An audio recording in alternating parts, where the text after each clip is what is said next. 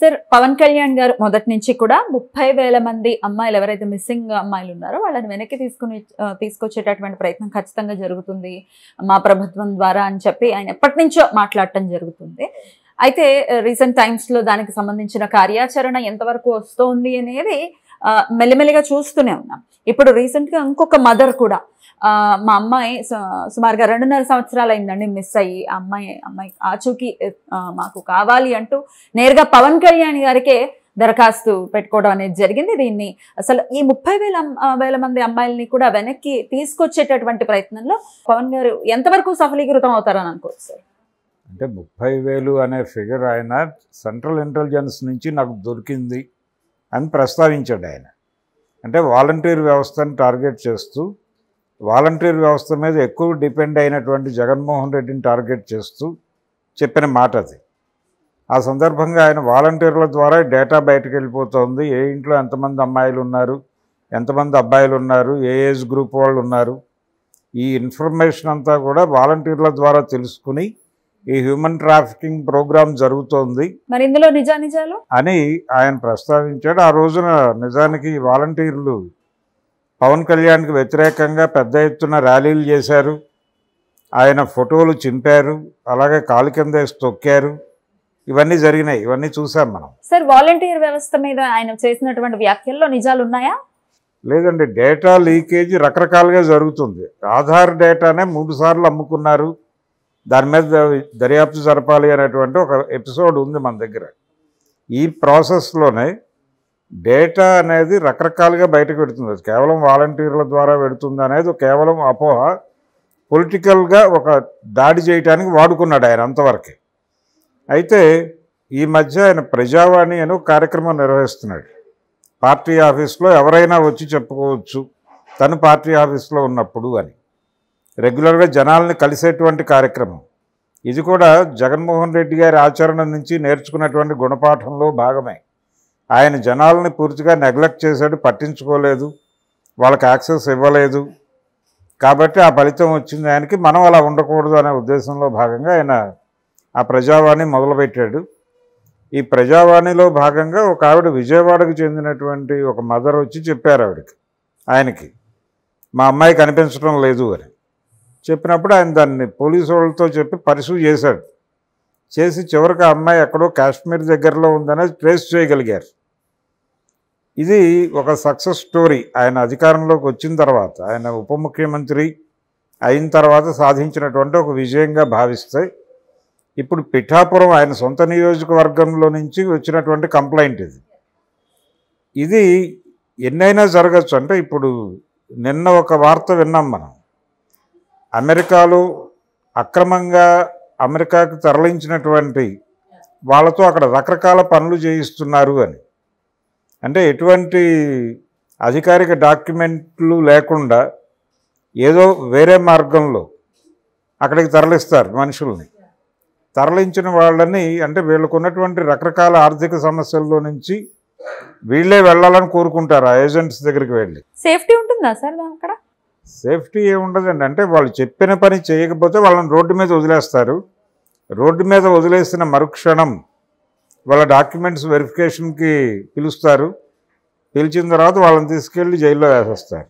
అసాంఘిక కార్యక్రమాలు కూడా ఇదే అంటే నిన్న అక్కడ వాళ్ళు ఒక దంపతుల ఇంట్లో దొరికినటువంటి 15 మంది అమ్మాయిలు ఉన్నారు అక్కడ అనేది వార్త వచ్చింది. అదే సార్, ఆ అమ్మాయిలతో వీళ్ళు అసాంఘిక కార్యక్రమాలు కూడా జరిపించే పని ఉంటుందా? అవకాశం జరిపించవచ్చు. ఎందుకంటే డొమెస్టిక్ హెల్ప్ కి తీసుకెళ్తున్నారు అని అంటున్నారు. డొమెస్టిక్ హెల్ప్ అంటే వాళ్ళు కాదనలేని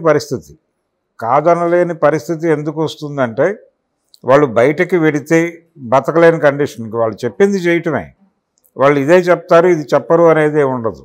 సేఫ్టీ అప్పుడు అంటే వాళ్ళకి డబ్బులు జనరేట్ కావాలి, వీళ్ళకి డబ్బులు ఇవ్వాలి వాళ్ళు. కాబట్టి ఈ ఆర్థిక లావాదేవీలు ఉన్నాయి కాబట్టి ఏ రకమైనటువంటి బిజినెస్కైనా వీళ్ళని వాడతారు. అది కేవలం దీనికే వాడతారు అని ఏం లేదు, ఇలా కూడా జరగచ్చు, ఇలాంటివి కూడా జరగచ్చు. అలా కొంతమంది అమ్మాయిలు అలా బట్వాడా అయ్యి వెళ్ళిన వాళ్ళు కూడా ఉండొచ్చు. అంటే మనకి ఇప్పటివరకు దొరుకుతుంది ఏంటంటే, ఇలా కొంతమంది వాంటెడ్గా వాళ్ళ అవసరాల కోసం వెళ్తారని. అలాగే అనుకోనక్కర్లేదు. ఇలా దారి తప్పించిన వాళ్ళని కూడా అక్కడికి పంపించవచ్చు. అక్కడికి పంపించి వాళ్ళతో రకరకాల పనులు చేయించవచ్చు.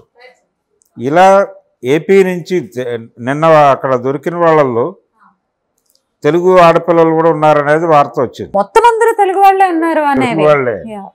కాబట్టి ఇప్పుడు పవన్ కళ్యాణ్ ప్రస్తావించినటువంటి ఆ 30,000 కరెక్టా కాదా అనేది పక్కన పెట్టేస్తే ఈ జాబితాలో వీళ్ళు కూడా ఉన్నారేమో అనేది ఒక అనుమానం.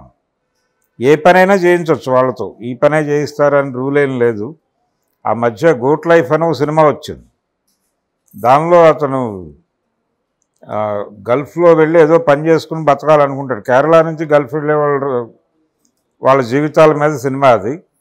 అతను ఒక దీనిలో ఇరుక్కుంటాడు, ఒక ఏజెంట్ దీనిలో ఇరుక్కుని అతని చేత చాలా దుర్మార్గమైనటువంటి చాకరీ చేయించుకుంటారు. అతి కష్టం మీద అక్కడి నుంచి బయటపడతాడు అతను. ఇలాంటి సినిమాలు చూసాం. అలాగే దొంగ సర్టిఫికెట్లతో ఈ అధికారిక మార్గంలో కాకుండా వేరే మార్గంలో దేశం నుంచి తరలించి విదేశాల్లో వాళ్ళ చేత ఊడిగం చేయించడం మీద కూడా మనం వెండితెర మీద సినిమాలు వచ్చేసినాయి. ఇదే కండిషన్ ఇప్పుడు జరుగుతోంది. ఇలా దేశీయంగా రకరకాల పనులలో వాడచ్చు. ఇలా వెళ్ళిపోయినటువంటి ఇళ్లలో కనిపించకుండా వెళ్ళిపోయినటువంటి అమ్మాయిల్ని దేశీయంగానే వాడుతున్నారా, విదేశాలకు తరలించి కూడా వాడుతున్నారా అనేది ప్రశ్న.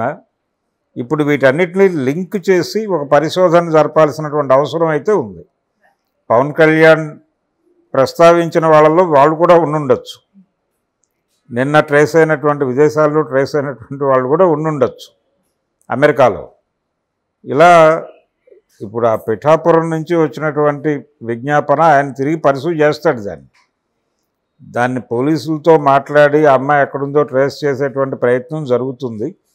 పవన్ కళ్యాణ్ చాలా అంటే తన ఆర్గ్యుమెంటుని అదేదో గాలి మాట కాదు అనేది జస్టిఫై చేసుకోవడానికి తన వంతు కృషి తాను చేస్తున్నాడు.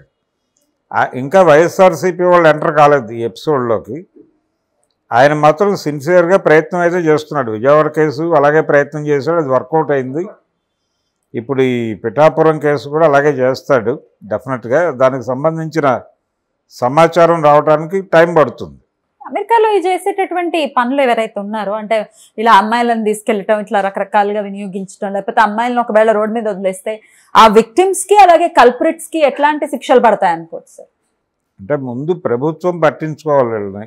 అంటే అక్కడ వదిలేస్తే వాళ్ళు జైలుకి వెళ్తే ఎలాగూ ఎంబసీకి వెళ్తాయి ఈ వివరాలు. అక్కడి నుంచి ఇక్కడికి తెలుస్తాయి. వీళ్ళు స్పందించి మా వాళ్ళే అని చెప్పి ఏదో పద్ధతిలో వెనక్కి తెచ్చుకునే అవకాశం ఉంటుంది. కానీ కొంత హెరాస్మెంట్కి గురవుతారు వాళ్ళు. అక్కడ జైల్లో ఉండాల్సి వస్తుంది.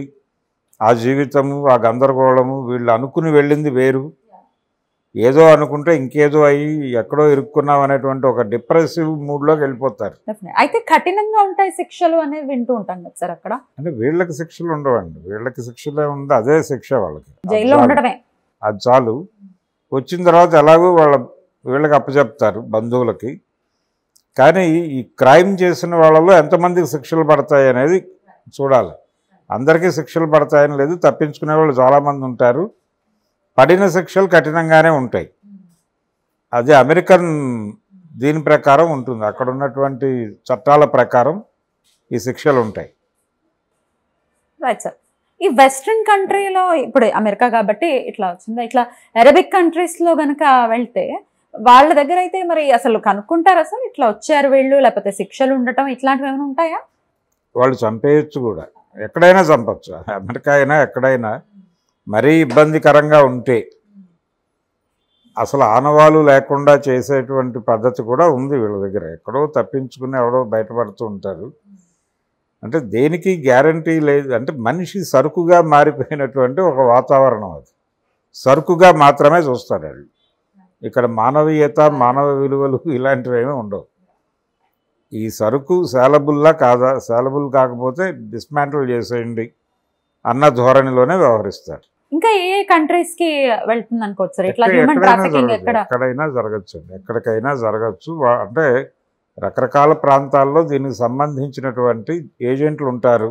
ఎక్కడ జరగచ్చు అని అనుకోవచ్చు? గల్ఫ్ ఉంది, గల్ఫ్ గల్ఫ్ ఉంది, అలాగే కెనడా ఉంది,